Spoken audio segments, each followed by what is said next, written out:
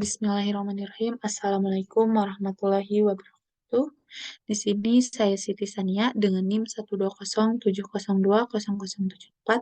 akan menjelaskan mengenai apa itu replikasi DNA. Nah, untuk replikasi DNA merupakan proses penggandaan DNA untuk memperbanyak diri. Nah, jadi proses ini terjadi di dalam nukleus, di mana nukleus ini seperti yang kita lihat ya pada gambar. Untuk komponen dari replikasi DNA ini, yang pertama ada helikase, di mana helikase ini struktur DNA terdiri dari untaian rantai panjang nukleotida yang disatukan oleh ikatan hidrogen antara basa-basa nitrogen dan juga komplementernya. Nah, untuk enzim helikase ini berfungsi untuk melepaskan ikatan hidrogen tersebut dan membagi DNA menjadi dua untaian yang terpisah. Enzim helikase ini jadi seperti membuka resleting DNA untuk memulai proses polimerase. Nah, yang kedua ada enzim primase, di mana enzim primase ini adalah enzim helikase yang bekerja. Jadi replikasi DNA yang dilanjutkan oleh kerja dari enzim DNA primase. Jadi DNA primase ini mengkatalis proses pembentukan RNA primer yang kemudian akan digunakan sebagai titik awal dari adanya replikasi DNA. Yang ketiga ada polimerase.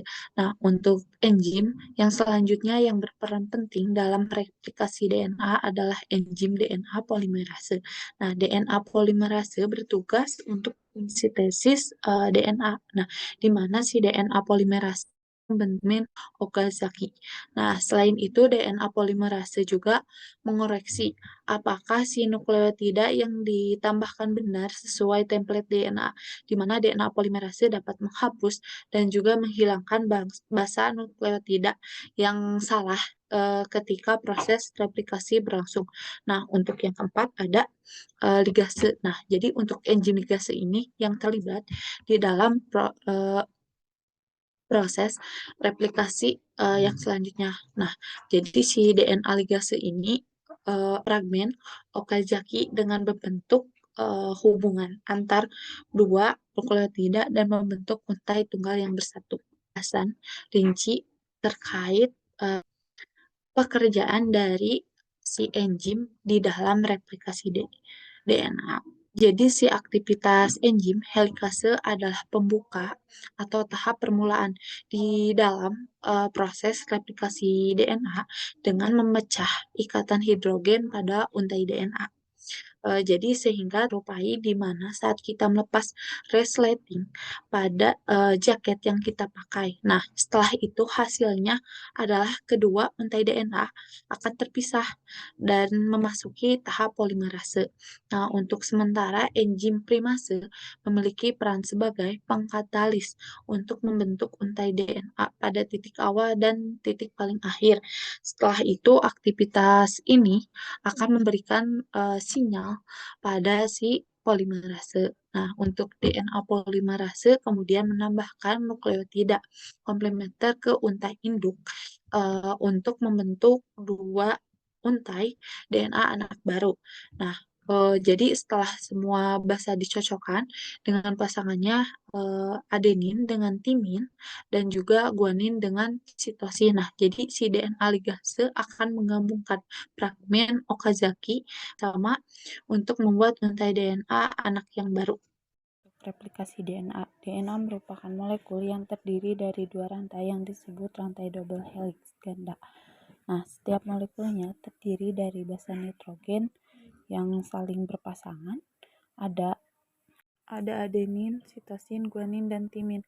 Kedua rantai ini sifatnya saling komplement, artinya jika basa nitrogen yaitu jenis basa timin akan berpasangan dengan adenin, demikian apabila ada basa sitosin maka akan berpasangan dengan basa guanin. Mulai dari ujung 5 aksen ke 3 aksen. Sifatnya antiparalel, di bawahnya yaitu 5 aksen ke 3 aksen. pertama dari replikasi DNA adalah pemisahan dua rantai ganda DNA yang dilakukan oleh sebuah enzim yang disebut enzim helikase. Nah, sehingga nanti akan membentuk garpu replikasi sehingga memisahkan rantai menjadi dua bentuk template untuk pembentukan rantai DNA baru. Enzim primase memulai proses enzim ini yang merupakan bagian kecil yang nantinya merupakan bagian dari primer. Bagian memulai proses pembentukan rantai DNA yang baru. Kemudian enzim DNA polimerase akan berikatan dengan DNA primer tadi dan mulai membentuk rantai DNA yang baru. Dua polimerase membentuk rantai baru pada satu arah, yaitu primer 5 ke arah primer 3. Bagian leading strand disintesis secara kontinu. DNA polimerase menambahkan satu demi satu dari ujung 5 aksen ke 3 aksen. Bagian rantai lainnya yaitu leading strand tidak dapat disintesis secara kontinu. Di mana DNA polimerase akan membentuk suatu fragmen berupa fragmen Okazaki. Jadi setiap fragmen dimulai oleh RNA primer oleh enzim primase. Kemudian DNA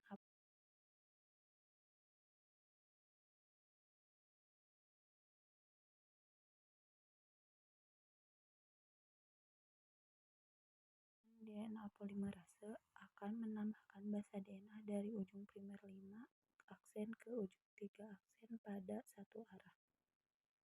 Yang selanjutnya akan membentuk leading strand yang lainnya dan fragmen Okazaki-nya disintesis secara konsisten. Satu dari rantai DNA yang tadi dibuat akan dihilangkan RNA nuklease DNA polimerase lainnya akan mengisinya satu demi satu sisi yang hilang tadi. Enzim DNA ligase akan menyambung kedua rantai DNA polimerase yang terbentuk tadi. Replikasi DNA akan dibentuk secara konservatif, artinya masing-masing molekul DNA akan dibentuk dari satu rantai utama yang dikonservasi menjadi rantai baru.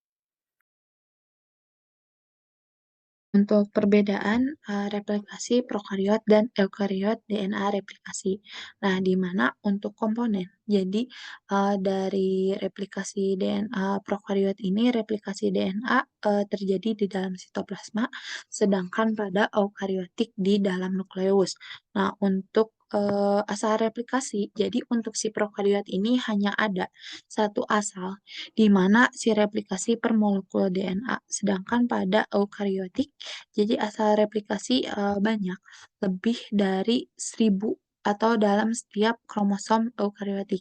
Nah, untuk si nukleotida, jadi si prokariotik ini terbentuknya sekitar 100 atau 200 atau lebih nukleotida. Sedangkan untuk eukariotik, jadi terbentuk sekitar 150 nukleotida.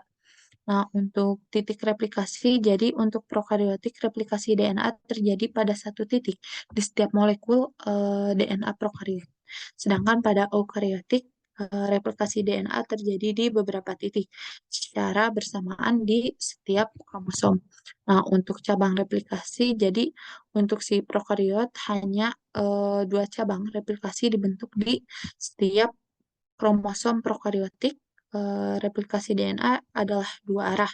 Nah, sedangkan untuk eukariotik, jadi sejumlah cabang replikasi ini dibentuk secara bersamaan, jadi bersama dengan setiap DNA replikasi. Nah, untuk replikannya, jadi pada prokariot ini si kromosom prokariot memiliki satu replikasi, sedangkan pada si eukariotik, jadi molekul DNA eukariotik memiliki sejumlah besar replikasi, jadi terbentuk secara replikasi DNA. Nah, sedangkan pada eukariotik, jadi banyak gelembung replikan terbentuk dalam satu molekul DNA yang bereplikasi. Nah, untuk inisiasinya pada prokariotik, jadi di prokariota, jadi dilakukan oleh DNA, protein, dan prokariotik. Pada inisiasi replikasi DNA dilakukan oleh protein multi subunit. Sedangkan pada enzim girase DNA diperlukan, sedangkan pada eukariotik enzim girase DNA juga diperlukan di fragmen. Pada prokaryotik, jadi si Okazaki fragmennya besar, jadi 1000 sampai 2000 nukleotida. Dan juga pada si prokaryotik ini ditambahkan sekitar 2000 nukleotida per detik, sedangkan pada eukaryotik replikasinya lambat. Jadi ditambahkannya sekitar 100 nukleotida per detik. Mungkin sekian yang dapat saya sampaikan. Mohon maaf jika terdapat kesalahan. Wabillahi taufiq wa hidayah. Wassalamualaikum warahmatullahi wabarakatuh.